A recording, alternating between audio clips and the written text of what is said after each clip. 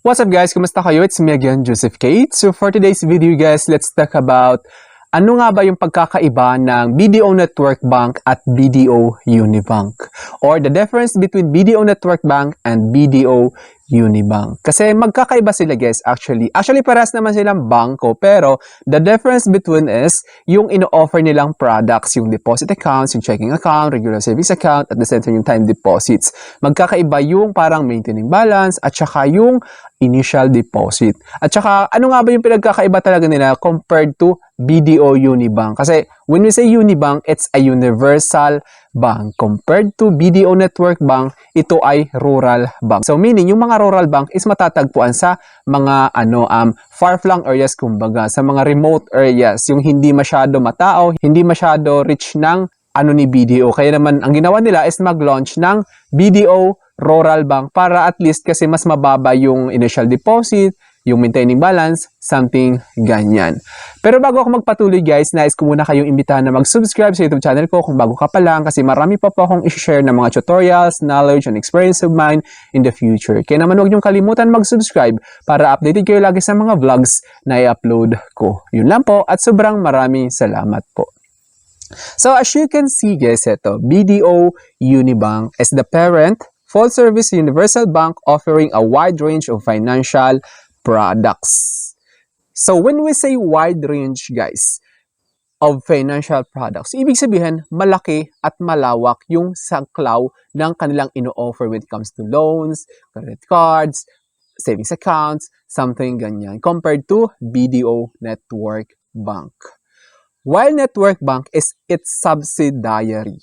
So meaning, when we say subsidiary, under lang siya ni BDO Unibank. BDO Unibank is the parent, kumbaga. Ito yung parang namumuno talaga. Kasi, yung BDO Network Bank, guys, is nilaunch siya sa mga remote areas kung saan hindi ganun kalaki yung kitaan. Kasi compared to BDO Universal Bank, makikita mo siya sa mga cities, yung Network Bank naman is mga provinces, which means, sa provinces kasi hindi ganun kalaki yung kitaan, yung sahod, hindi ganun kalaki. Kaya naman, yung ino-offer ng BDO Network Bank or BDO Network Rural Bank, yung mga mas mababa yung maintaining balance sa savings account, something ganyan. A community bank focused on providing tailored financial solutions like microloans and low balance account to underserved and unbanked population. So meaning, focus on providing tailored financial solutions like microloans. So, mas mabilis yung approval ng loans dito. Parang pag napatunayan mo na may earnings ka, they won't ask further documents. Of course, kailangan pa rin guys yung stable source of income kasi business siya. So, it requires enough documents to support your application kapag nag-loan kayo, micro loans. Low balance accounts, tulad ng sabi ko, mas mababa yung maintaining balance, yung initial deposits. Kasi compared to Universal Bank, guys, may 10,000, may 50,000, may 2,000 yung initial deposit. At saka yung maintaining balance, mas malaki yung ino-offer na account ni BDO Unibank compared to BDO Network Bank. To underserved and unbanked population. Sa mga kumbaga unbanked population, sa mga remote areas nga na sinasabi ko. Particularly in far-flung areas, ibig sabihin sa mga remote areas yun guys, na hindi masyado ma-reach ni BDO Unibank. BDO Network Bank acts a community-focused arm of the larger BDO Unibank to promote financial inclusion. So meaning, tulad nga ng sabi ko, ganun yung pamamalakad ni BDO Unibank para masolusyonan o matugunan yung mga pangangailangan financial ng mga nasa province, nag-launch sila ng BDO Network Bank or yung BDO Rural Bank. So ito yung breakdown guys ng talagang pagkakaiba nila.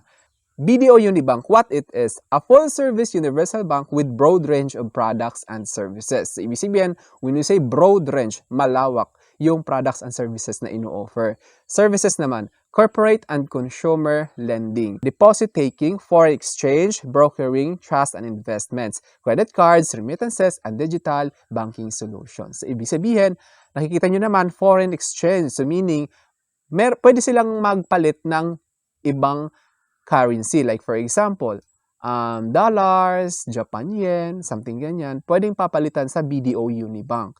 Then, brokering trust and investment. So, nag-o-offer sila ng trust and investment funds. Credit cards as well.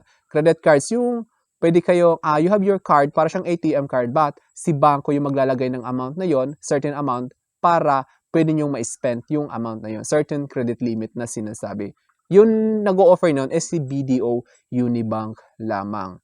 Yung target market naman niya is general public and corporate clients seeking comprehensive banking services. So, ibig sabihin, yung target ni BDO Universal Bank is general public. So, ibig sabihin, pangkalahatan. Whether taga-probinsya ka man or taga-syudad, taga-city, general public, so target market ka niya. Yung reach naman niya is extensive network of branches and ATMs nationwide. So, ibig sabihin, mas marami yung ATMs or yung automated teller machines deployed nationwide. Then ngayon, si BDO Network Bank naman guys, or si BDO-NB, yung abbreviation kumbaga. What it is, the community banking arm and rural bank subsidiary of BDO Unibank. Tulad sabi ko, rural bank siya, which means sa probinsya lang siya matatagpuan kasi hindi masyado para, yun nga, sabi ko, para sa mga low income earner. Services naman is financial solutions tailored for unserved and undeserved communities, including loans with no collateral, low maintaining balance accounts, tulad ng sabi ko, micro insurance, and basic remittance services.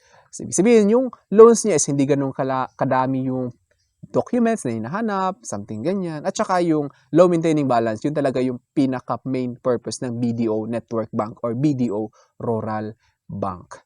Yung target market naman ng BDO Network Bank, unbanked and underserved populations, especially in far-flung or remote areas to foster financial exclusion. So when we say far-flung, sa mga liblib na lugar or remote areas.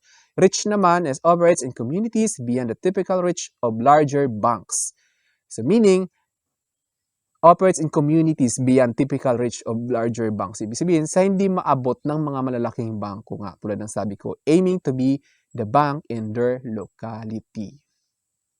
So ito guys, yung summarize, kumbaga, in essence, BDO Unibank offers comprehensive banking services to the general market, whereas BDO Network Bank brings accessible and practical banking solutions to specific, hard-to-reach communities. Hard-to-reach communities, yun talaga yung pinaka-main purpose or vision or goal ng BDO Network Bank or BDO Rural Bank. So ito guys, just a quick reminder, if you have BDO Network Bank savings account or debit card, please, nais kong sabihin sa inyo, this is to raise awareness, to take good care of your cards or debit cards kasi it contains confidential details like credit card, like card number, expiry date, and CVC. Kasi kapag na-obtain nyo, na-picturean ng ibang tao, pwedeng gamitin yon sa online transactions. Kaya naman dapat maging aware kayo para mapangalagaan ninyo yung mga details na yon, na para hindi kayo magkaroon ng unauthorized transaction sa account ninyo.